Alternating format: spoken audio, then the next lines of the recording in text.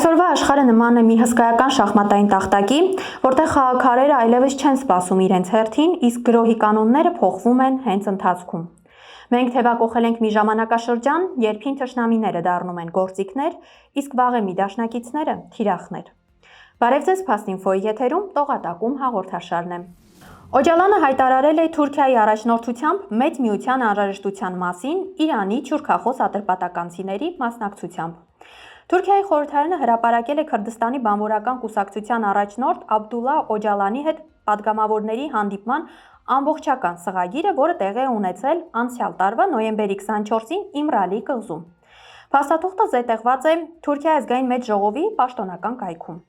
Օջալանի հայտարարությունների ամենաաղմկոտ մասը վերաբերում է Թուրքիայի առաջնորդությամբ Մերձավոր Արևելյան միության ստեղծման առաջարկին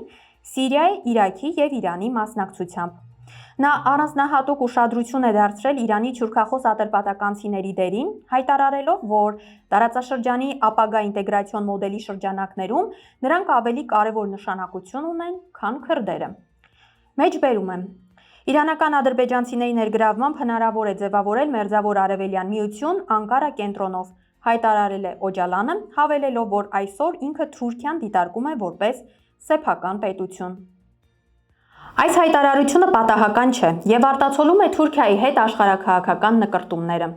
Օջալանը, որը տասնամյակներ շարունակ պայքարել է Թուրքիայի դեմ, այժմ հանդես է գալիս որպես պանթյուրքիստական եւ նեոօսմանական նախագծի գործիք։ Նա առաջարկում է քրդական հարցը լուծել ոչ թե անկախության, այլ մեծ թուրքական հովանու տակ միավորվելու միջոցով։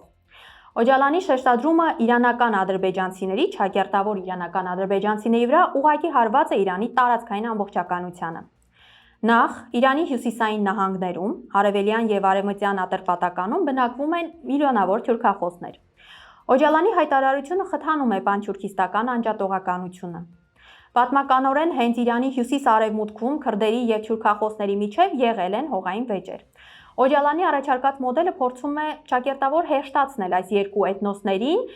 Թուրքիայի հովանու ներքո միավորելով նրանց էներգիան ուղղելով Իրանի պետականության դեմ։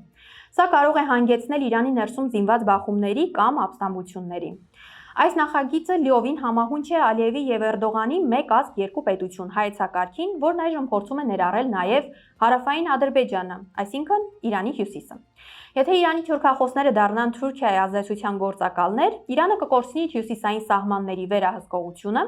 ինչը կբերի Ադրբեջանի եւ Թուրքիայի ուղղակի ցամաքային կապի հաստատմանը, շրջանցելով կամ կլանելով Հայաստանի հարավը։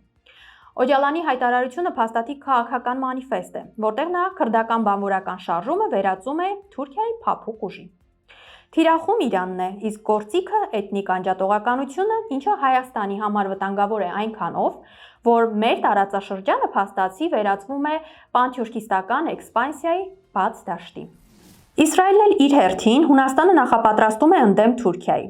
Իսրայելը փաստացի Աթենքին առաջարկել է F-35 կործանիչների մարտական կիրառման արդյունքներին հասանելիություն, սպառնալիքների բարձր խտության, հակառակորդի հագեցած հակաօդային պաշտպանության եւ միաժամանակ մի քանի ճակատներից մշտական ճնշման պայմաններում։ Իսրայելն այս պահին տարածաշրջանում միակ երկիրն է, որը կիրառում է F-35-երը գործնականում անդադար մարտական գործողությունների ռեժիմում։ F-35-ը 5-րդ սերնդի կործանիչ է, օգտագործվել է էշելոնացված հոբ համակարգերով պաշտպանված գոտիներ գաղտնիներ թափանցելու, զգայուն թիրախներին բարձր ճշգրտության հարվածներ հասցնելու, ինչպես նաև ինտենսիվ ռադիոէլեկտրոնային պայքարի պայմաններում հետախուզության եւ թիրախավորման համար։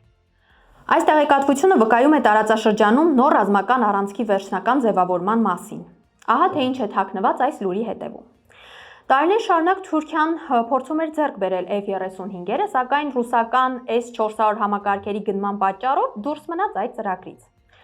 Այժմ, երբ Հունաստանը ոչ միայն ստանում է այդ կործանիչները, այլև Իսրայելից ստանում է դրանց կիրառման մարտական գաղտնիքները, Թուրքիան հայտնվում է ծայրահեղ անբարենպաստ իրավիճակում։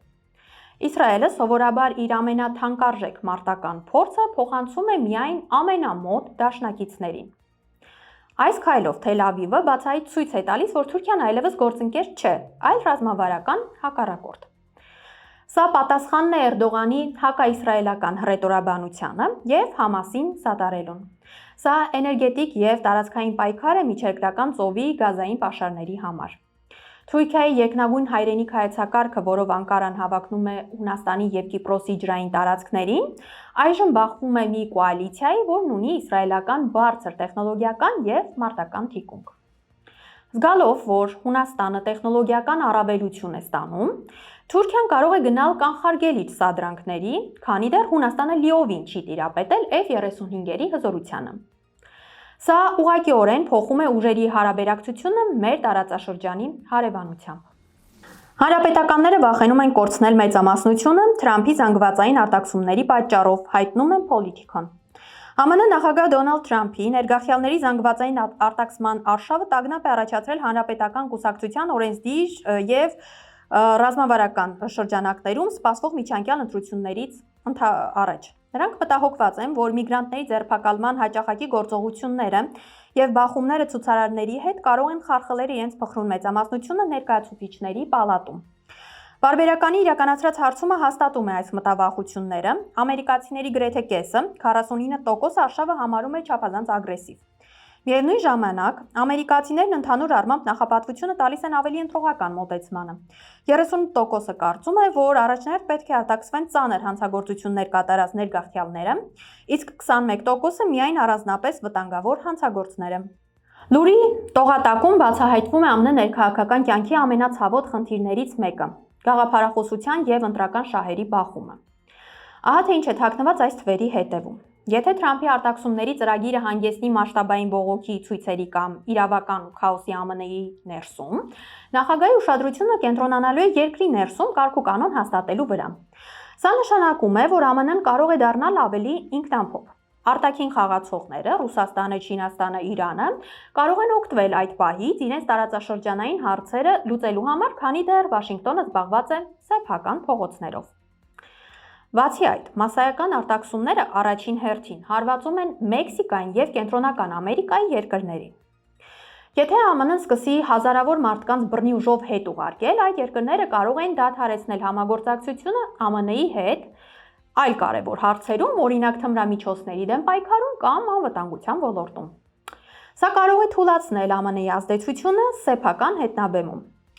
Մեզ նման փոքր երկրների համար ԱՄՆ-ի ներքին կայունությունը կարևոր է այնքանով, որքանով այն ապահովում է կանխատեսելի արտաքին քաղաքականություն։